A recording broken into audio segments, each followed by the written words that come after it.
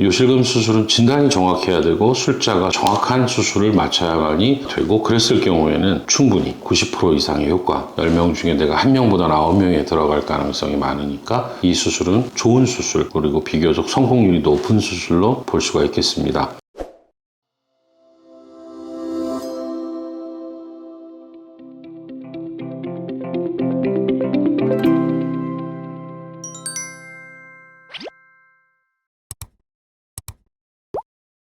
안녕하십니까.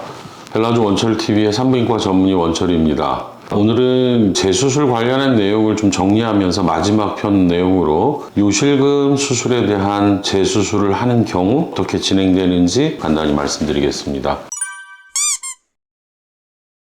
그전 콘텐츠에서도 요실금 관련한 또 재수술을 하게 되는 경우에 대해서 많은 말씀을 드렸는데, 여러분이 아시겠는지 모르겠지만 대부분 현재까지의 오랫동안 추적된 연구 결과는 고갑성 요실금에 저희가 수술하고 있는 요도의 중간 밑에 테이프를 넣는 TOT, TVT, 최근에 하고 있는 미니슬링, 이러한 수술들의 수술 재발률은 한 15%에서 10% 정도 됩니다. 대략 그렇게 따지면 언제 그렇게 생기냐면 보통 2년에서 5년 사이로 볼 수가 있겠습니다. 각 논문마다 연구 기간과 대상이 다를 수 있기 때문에 차이는 있지만 정리를 해보면 그렇다고 생각이 됩니다. 10명 중에 1명 또는 2명이 요실금 수술 이후에 다시 재수술을 받게 됩니다. 이러한 경우는 오랜 연구 결과이기 때문에 받아들일 수 있지만, 특별히 어떤 병원에서 수술했을 경우에 요실금이 1년도 안 돼서 바로 재발한다든지, 또는 수술 후에 어떤 효과도 느낄 수 없다든지, 이러한 경우에 대한 말씀을 좀 드리고자 합니다. 사실 요실금 수술을 재수술해야 되는 경우는 두 가지가 있을 수 있겠습니다. 첫 번째는 진단을 잘못해서 수술로 가는 경우. 요실금에는 여러 가지 타입이 있지만 특히 대표적인 것이 고갑성 요실금, 절박성 요실금이 있을 수 있습니다. 이 둘을 합친 것을 혼합성 요실금이라고 하는데요. 수술은 고갑성 요실금에 테이프 수술을 합니다. 그런데 절박성 요실금, 즉 내가 소변을 어느 정도 마려운데, 대표적인 증상이죠. 화장실을 가다가 조금 흘린 적이 있다, 자주 본다. 이러한 증상이 월등히 더 많은 경우에 요실금 검사를 해봤더니 약간의 고갑성 요실금 증상이 있다. 그러면 먼저 절박성 요실금 관련한 치료를 선행하는 것이 맞는데, 그것을 간과하고 기침, 재채기, 운동할 때, 뛸 때 이러한 부분들을 먼저 치료해놓고 그 치료를 하지 않았을 때 재발했다고 느끼거나 정말 되는 경우가 있어서 병원에 오시게 되죠. 그때라도 늦었지만 약을 좀 쓰게 되거나 하면 또 교정되는 분들이 있을 수 있습니다. 이거는 진정한 수술의 잘못된 결과라기보다는, 또는 부작용이나 어쩔 수 없는 재발생이라고 보기보다는 진단 자체가 좀 미숙하다든지 해서 생길 수 있는 일이고 사전에 피할 수가 있겠습니다. 병원에 가면 요역동학 검사를 통해서 물론 정확히 검사해야 하는 게 우리나라 실정이고 법적으로 그래야만이 보험수가로 인정을 받아서 환자분들이 편하기는 하지만, 개중에는 이제 그런 개념이 없이 수술을 하는 분들이 과거에는 좀 있었어요. 그런데 지금은 그렇지 않지만 그분들이 재수술을 받으러 오기 때문에 말씀을 드리는 겁니다.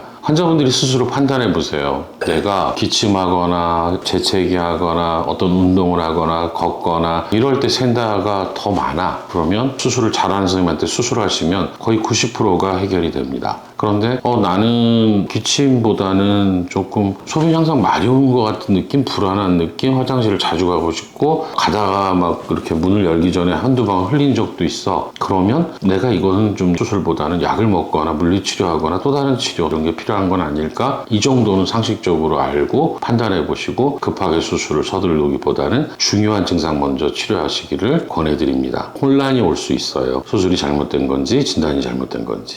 두 번째로는 이건 이제 수술 자체가 좀 잘못되는 경우입니다. 그런 경우는 어떤 경우냐면, 첫 번째는 이제 술자가 수술에 미숙한 경우가 되겠죠. 중부 요도 밑에 정확히 장력이 없이, 그런 텐전이 없이 수술을 해야 되는데도 불구하고 그런 경험이 좀 미숙하다 보면 위치를 잘못 선정한다든지, 또는 요도 밑을 지지해주는 힘이 너무 세거나 약하거나 이러한 개념이 없이 수술을 하게 되면 사실은 해결되지 않고 오히려 수술 후에 똑같은 증세가 유지되죠. 재발보다는 사실은 안 치료된 거죠. 치료가 되지 못한 경우가 있을 수 있겠습니다. 저희 병원에 오시는 재발하시는 분들을 다른 병원 수술하고 보면 재발이라기보다는 수술 후에 좋아지지 않았는데 그 병원을 신뢰할 수 없어서 다시 이제 다른 병원을 찾다 오신 경우들이 있는데, 이거는 이제 그런 병원들은 계속 그렇게 결과가 나오는 경우가 있고, 그런 것들은 여러분들이 서로 정보 공유를 통해서 피할 수 있으면 피하는 게 낫지 않을까. 우스운 거는 그런 수술을 또 많이 하는 병원에서 그런 일이 많다라는 거죠. 수술을 정확한 위치에 했다면 사실은 아까 말한 대로 10% 정도 내외의 재발률, 그것도 2, 3년 후에 발생할 수 있고, 이거는 그분만의 잘못이라기보다는 수술의 일반적인 재발률로 보시면 될 것 같습니다. 그때는 다시 검사를 해서 그 부분에 재발이 됐다면 똑같은 수술하거나 약간의 변형을 하지만 지금 말씀드린 그런 테이프를 이용한 수술들을 하시면 다시 치료가 될 수 있습니다. 물론 신중하게 병원을 검토하시고 결정하셔야 되겠죠. 수술을 잘한 것 같은데 또 고갑선 요실금이 맞았는데 그런데도 결과가 안 좋거나 재발하는 경우는 어떻게 보면 처음 진단이 좀 잘못된 것처럼 아주 심한 경우가 되겠습니다. 요도를 지지하는 구조의 잘못이라기보다는 요도 자체에 문제가 있는 특별한 질환이 있을 수 있습니다. 이분들은 그냥 살짝 웃어도 아주 센 기침이 아니어도 소변이 새는 분들로 볼 수 있는데, 이런 분들은 사실은 이런 테이프 수술로 충분치 않은 경우가 있습니다. 근데 처음부터 이제 내가 그런 상태인지를 정확히 설명을 듣지 않으면 수술로 인해서 좋아지지 않거나 재발했을 때 당황스럽거나 화가 나거나 오해할 수 있는데, 이 부분은 사전 요역동학검사의 진단을 통해서 알 수가 있습니다. 이러한 분들은 꼭 수술이 아니고라도 뭐 주사치료라든지 조금은 결과가 그렇게 썩 좋지는 않지만 워낙 안 좋아서 이런 분들은 그런 방법을 동원해야 될 수도 있습니다.